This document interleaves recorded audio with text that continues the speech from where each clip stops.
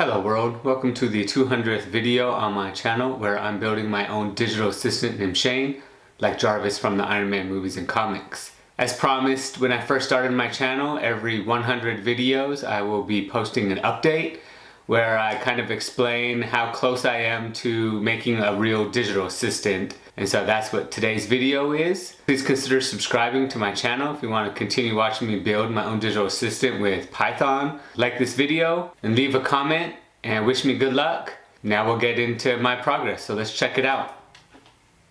If you haven't seen my first video update, you can watch video number 100 by clicking here. And so now we're at 200 videos, and if I were to build a house and you would ask me where we're at, I would be at the concrete base level, right? So I feel like I have a good foundation.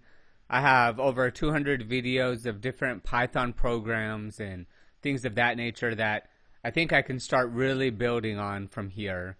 And so the next 100 videos will be focused on finishing projects, which is very hard for me to do, and finally doing things that are really things that I need daily for having a digital assistant. So I did a poll on my YouTube channel, and most people wanted me to explain what I'm doing, but without using a bunch of programming and computer jargon. So you've probably seen Jarvis from the Iron Man movies, comics, the movies, all the Avengers movies, all the Marvel movies.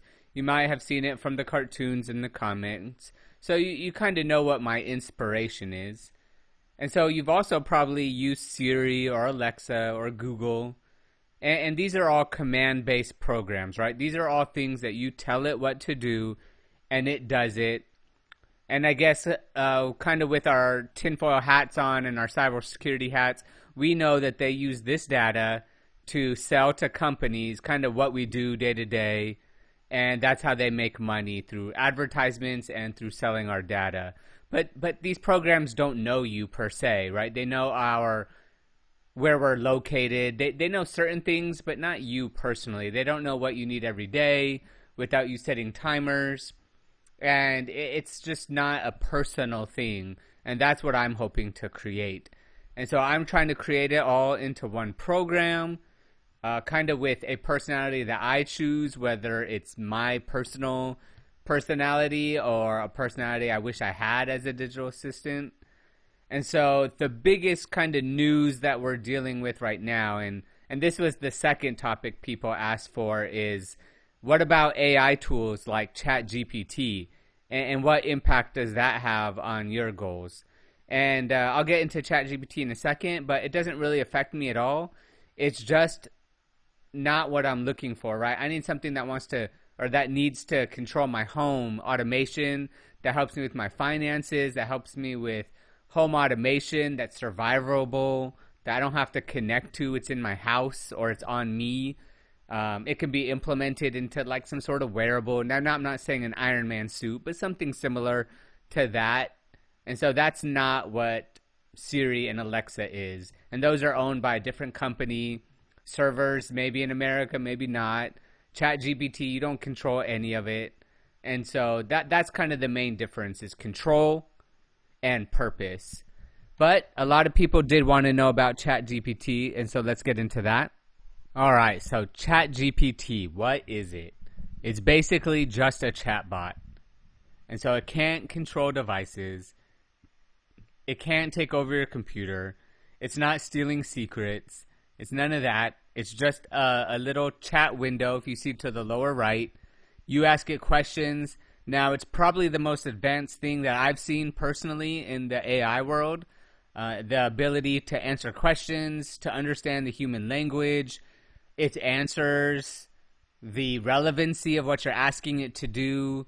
I've done a couple of videos on my channel, which you can watch, on how ChatGPT writes code for you. And so that kind of makes certain websites less useful, I should say.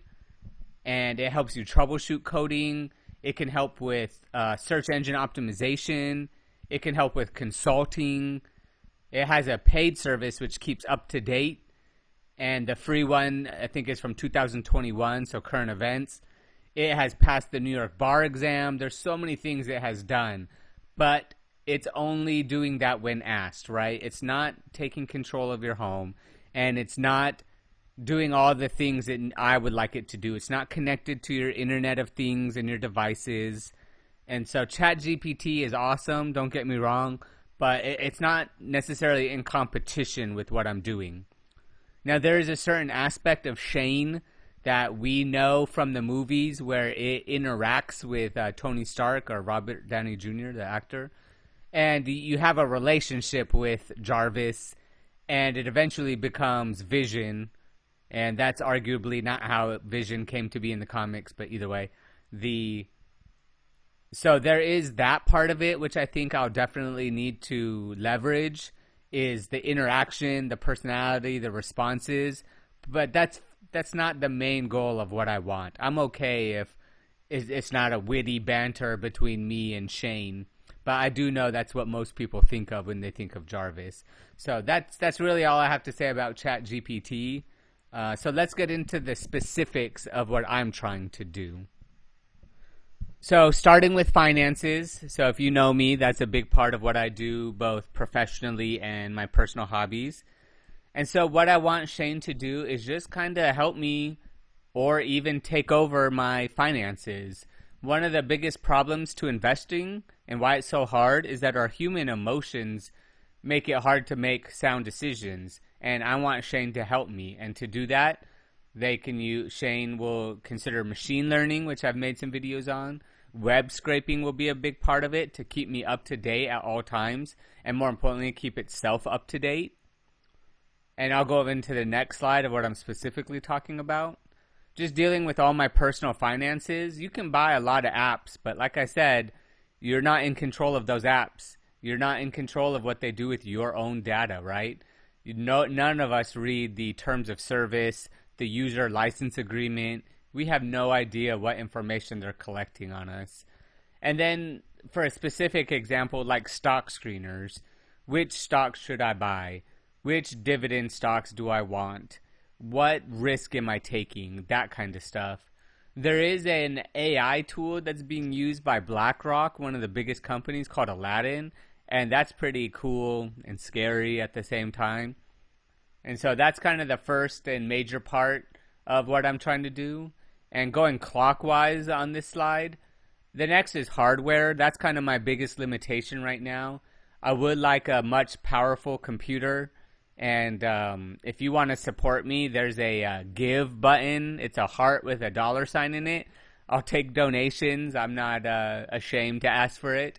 But I would like a much more powerful computer that can do machine learning and help me with those things. Microcontrollers, I've done a lot of Raspberry Pi. Raspberry Pi is starting to have some supply chain issues, and it might not be the best one. It's certainly not the most cheapest one. So as we progress on this, I'll rely heavily on microcomputers. Next one, I bought a network attached storage device, but my Wi-Fi is shady here. And so I haven't really used it like I want, but a lot of my programs and backup will be on that. And survivability, you'll see on my channel soon. I do want to get a whole home house generator. I want UPSs. I want solar panels, all of that stuff to keep wherever I decide to keep Shane going when there's a power outage. And plus, I'm kind of a doomsday prepper, so that kind of fits into there as well. I bought a 3D printer and I couldn't get it to work. And since I'm older, I don't have a lot of patience. And so it's kind of collecting dust. But I'm ready to start getting back into that. If I do decide to wear some sort of suit, I will need the 3D printer to help me. Next is home automation. I've recently left OpenHab and I'm going to Home Assistant. And I'm going to use that. I have some Reolink cameras already. And I've done some videos on that, so I'm pretty excited about where I'm at with that. I do want a whole home surveillance system eventually, but remember, if you buy Ring or those devices for your house, you're probably paying for their cloud storage, you're using their app, etc. Reolink is one of the few manufacturers, and I'm not sponsored by them, that allows you to connect to your own devices that you create. And then what we all kind of want is the voice controlled devices. So that's, of course, going to be a big part of my home automation. And kind of other, I guess I should have put this last, but other is just all the cool things that come along with this. So I've already done a voice-controlled drone video. I was pretty proud of that. I haven't seen that on YouTube before. And just getting everything in my house to be internet-enabled. So IoT is Internet of Things, if you haven't seen that.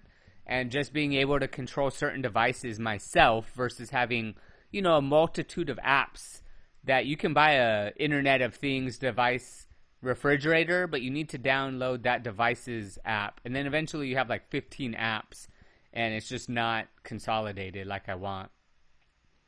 And then different voice capabilities. I'm probably going to need speakers around the house. I would love to see like a golf cart that's voice controlled. Just all the things where basically Shane is with me at all times. Personal automation. This will be a big part of what I'm already doing. And so I have a small business, a real brick and mortar small business. And I haven't done anything with that because I'm still learning QuickBooks myself. So I haven't really integrated anything yet. But once I do, and I do have a how to connect to QuickBooks Sandbox, but not to your live QuickBooks, right? I'm very nervous about that. I've been using Python specifically, but Shane to help me with my YouTube channel. And so I created a video using the Whisper library that automatically does subtitles for me. It's amazing. It's a huge time saver. And then OSINT, that stands for Open Source Intelligence Database. So I am building a database that kind of helps me with I do some local politics and economics for this local area. I live in Shreveport, Bossier City, Louisiana. And so that's going to be I'm creating a database of economics and people and things and places that helps me make decisions on what I do. And cybersecurity, of course, Shane needs to have defensive and hopefully eventually offensive capabilities. Small things to like scammers, I would love to get rid of all of that. And then eventually go on the offensive. I will get lost for like 4 hours watching YouTube videos of scammer payback. The lead genre in that, the lead YouTuber is called Jim Browning. Go ahead and give him a follow. It's amazing. If you hate scammers as much as I do, go ahead and watch those YouTube videos. And that's just the legs, right? There's so much more. This was just a quick update. And so this is an update video, right? So now I'm going to give you an update of where I am in most of these in terms of maturity. So here's kind of a maturity scale. So at the top is mature, right? I'm using it every day. It's what you see in the movies. It's a real Jarvis, right? Shane is active. And as you can see, nothing I'm doing is there. The middle is kind of, I use it today, but it's not self-aware. It's not doing its own thing, right? I just use it every now and then. And then not mature means I'm at the foundation level, right? I haven't implemented anything. So starting from the bottom up, cybersecurity, I've done some super basic videos. I have a playlist called cybersecurity. You can watch that. They're just basic disconnected programs. I haven't used anything. I haven't hacked anyone yet or haven't defended myself against anything. So right now I call that the least mature. Hardware, I'm still using a gaming laptop and the fans are broken. I've replaced the fans, but they're still on and I hope you can't hear them, but if you do, I apologize. And then my YouTube videos are still kind of novice, right? I haven't really invested in my YouTube video production skills yet, and that's coming soon. Finances is next. It's getting closer to the mature. There's a website called Drudge Report, and I made a clone where it web scrapes all of the local finance or the local news websites and just pulls the finance and economic articles, and then I made it using the Python library called Flask to look like the Drudge Report. And every morning it web scrapes, right? And I have a video on how I use Window Task Schedule for that. And then in the next video, depending on when you watch this, is going to be a dividend tracker. And I'm pretty excited about that because those are apps you have to pay for. And I think I'm going to be able to make my own. So I'm pretty excited about that. Not mature yet. I haven't used it daily yet, but it's getting there. The home automation is the next. I'm pretty excited about how far I've progressed with that. Home assistant, and I do have some Reolink cameras. And once the weather gets a little bit better, I'm going to start implementing those and doing more videos and making my own panels. And so I'm pretty excited about that. That has some good legs on it. Personal automation, that's kind of excited too. The YouTube subtitles, just a big help. And I'm pretty excited I did that one myself. There wasn't a lot of videos out there on how to make your own YouTube subtitles. And just going over, I think I missed other. So if you look at the bottom, the voice controlled tele drone, I haven't seen that before. So one of my most popular videos on my channel is how to use Vosk, the offline speech recognition library.